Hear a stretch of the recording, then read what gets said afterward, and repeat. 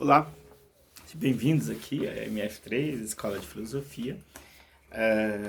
Este vídeo dá sequência à entrada na filosofia moderna, mas ele ainda precisa fazer aqui algumas reflexões que a gente chamaria de transição, ou o que seria a origem da modernidade. O fato é que esse tema, esse assunto, ele é bem problemático, no sentido de que é difícil estabelecer uma definição única.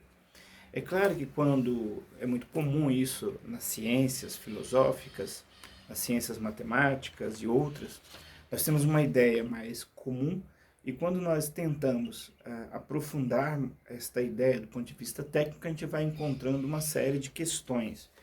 Mas o humanismo renascentista, como eu disse no vídeo anterior, ele poderia ser localizado por volta de 1450 como referência.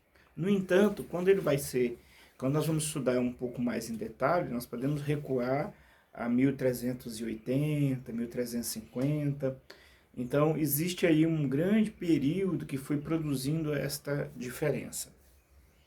Quando vamos estudando, por exemplo, a história das cidades, a história do comércio, por exemplo, nós vamos vendo que isso não compreendemos certos momentos culturais gerais que, quando eu penso em 1450, já existia e que permitiu, por exemplo, a fundação de uma academia dedicada à tradução de livros, digamos assim, da literatura clássica. Essa é uma das características do humanismo renascentista, se dedicar à tradução de romancistas gregos clássicos ou romanos, daí a ideia de renascença. Quando nós vamos pegar, então, certos cenários cultural, econômico, de produção de valores e a forma como que intercambiava a mercadoria, nós vamos recuar até mais tempo, porque não surge de um dia por outro. Nós podemos pensar, por exemplo, que lá em 1200, por exemplo, a família de Francisco de Assis, que foi objeto de um dos vídeos, era alguém comerciante, e se a gente for fazer ali uma historiografia, vamos ver que a ideia do comércio vem se desenvolvendo e em 1500 isso é importante. Os portos italianos, por exemplo, de Gênova, ou o porto ligado a Firenze, onde surgiu uma academia. Firenze fica um pouco distante do mar, mas tinha um porto próximo ali. Quando nós vamos ver Veneza, a importância de Veneza, por exemplo, a ideia de comércio, de uma espécie de aquilo que a gente estuda com mercantilização, me falou agora a expressão, mas quando estamos mais nessa troca marítima de mercadorias e etc. Então, Veneza, por exemplo, é importante. Nós não podemos, então, achar que a gente chega num período histórico e fala que está a origem de um monte de coisas, e não é o caso. No caso da literatura do Renascimento, que a gente chama de humanismo, ele tinha algumas características, que era a ideia da literatura humana, ou literae humanae. E isso basicamente concentrava em ensinar poesia, retórica, história e a filosofia. Isso vai dar dois tipos de pensamentos, um ligado ao historiador Christeler e uma outra posição ligada a um pensador chamado Garin. Para esse Christeler, a ideia de que o Renascimento não foi digamos assim, um renascimento filosófico, porque o que se chamou de Renascimento concentrou em literaturas. Então, se a gente fosse aqui ver obras de literatura, eu estou vendo aqui nas minhas anotações mais outros nomes, né? Por que chama isso, né? Cícero e Gélio, que denomina o que seria as humanitas, né? Esses conteúdos que se estuda e que depois se chamou de humanismo, renascimento humanista e etc. Mas as literaturas, então, aqui nos meus... Para essa primeira pensador, Christner, não teria traduzido a filosofia, que existia uma cultura de releitura do aristotelismo e de um novo contato com Aristóteles e com a lógica, que teria conexões depois com a ciência, que neste humanismo não estaria em jogo. O aristotelismo se desenvolvia fora disso que floresceu na Itália e etc. Depois da segunda versão de Garim, que é a ideia de que o Renascimento era sim filosofia, mas não era filosofia sistemática do grande tratado, mas era filosofia ligada a pensar coisas mais pragmáticas, mais ligadas à vida. Eu acho que as duas posições são pertinentes, porque é verdade que, num primeiro momento, quando a gente pensa no Renascimento, alguns professores até nos indicam a pensar no Renascimento italiano, porque é ali na Itália que dá toda uma movimentação entre o uso mais sistemático de técnicas, junto com efetivamente a tradução de materiais dessa literatura romana e grega, e nesse sentido, por exemplo, a academia fundada em Firenze, sob o comando de Marcílio Fitino, por volta de 1450, aqui como referência, nunca sei se é um pouquinho para frente ou um pouquinho para trás, dedicada à tradução, por exemplo, de obras do Platão, ou de alguns textos que se diria que seria do Platão, serviu para, digamos assim, produzir uma nova abordagem da filosofia.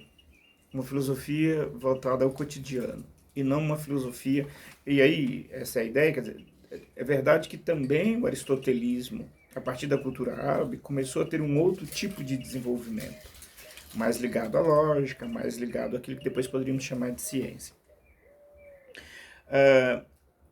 Sei que esse período, então, ele teria um tipo de pensamento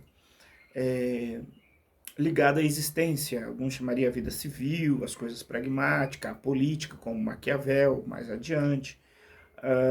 Então, que isso seria apenas um jeito diferente de fazer filosofia. E para o outro, ocorria uma história aristotélica, já estava se ensinando Aristóteles fora do contexto italiano, e que também isso foi meio que apartado desse movimento do Renascimento. O Renascimento seria mais um uso novo de técnicas para produzir arte, como a perspectiva, e para produzir outros artefatos ligados às artes, né? E aí a gente tem nomes famosos que se consolidaram como inventores e inventividades nesse ponto das ciências mecânicas.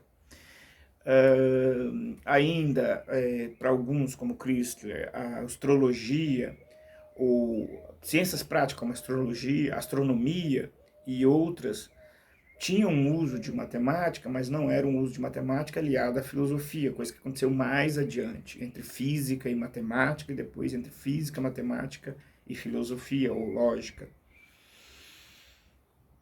De modo que, se a gente sair dessas discussões aqui, nós temos sim uma característica importante do Renascimento, a meu ver, que nesse processo de querer ter acesso a novos textos e a novas literaturas, passou-se a ter um outro tipo de contato com livros, não por uma interpretação medieval, mas por outras vias, que basicamente foi a via da cultura árabe. E esse acesso agora a textos por outras vias, tanto de Platão, né, vai criar aí uma série de questões, uma série de novos temas. Então, o neoplatonismo, o platonismo, permitirá explicações em torno de figuras, né, como Hermes Trismegisto, só que localizando aqui nas minhas anotações, qual próximos. Então, vamos ter o surgimento de figuras como Hermes Trismegisto, Zoroastro e Orfeu. Exatamente nesse contato de literaturas platônicas, veio também literaturas neoplatônicas e etc. Um fato histórico importante, por volta de 1450, Istambul cai enquanto cidade, enquanto Império Romano do Oriente. E há uma certa evasão de pensadores e de livros e bibliotecas desse contexto para o contexto da Itália.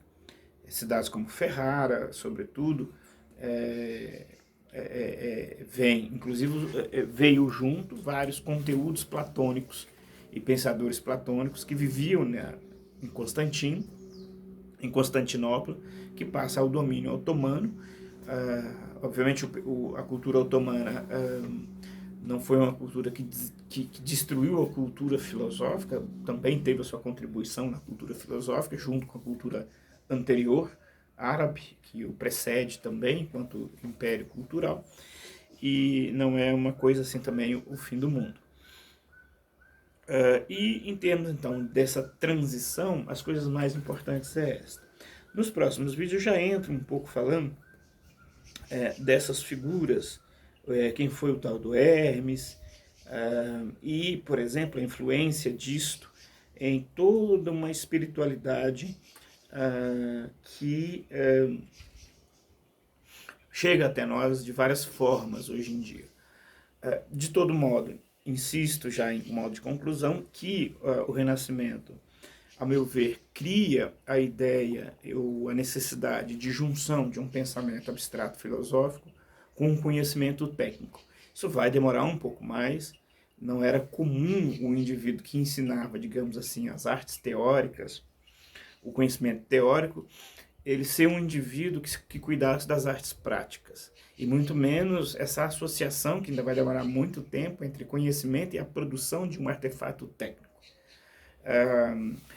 Mesmo ainda no período renascentista, a ideia de aristocracia que se dedicava ao conhecimento dificultava a ideia desse aristocrata, de que pensar e ele pegar um serrote, cortar uma madeira, esse trabalho físico não era benquisto por causa da cultura aristocrata. A aristocracia faz a guerra, mas não trabalha. Mas era a classe que era devotada e tinha recursos para devotar ao conhecimento com muita frequência. Então, essa dificuldade do conhecimento teórico se associado a um conhecimento prático, que às vezes a gente associa ao Renascimento, de certa maneira ainda persistiu no Renascimento.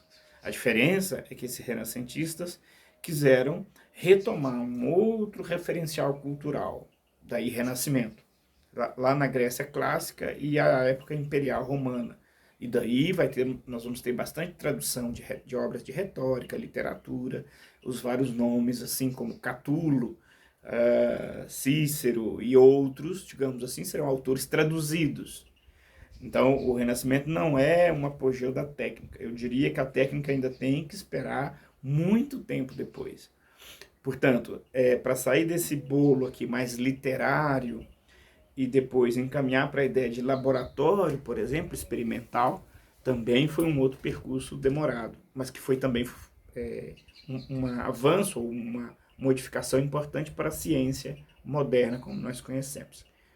Enfim, eu encerro essa parte aqui do humanismo renascentista apenas indicando as várias questões que temos dentro dele e que, obviamente, precisariam ser pensadas. Fraterno abraço, até uma próxima aula.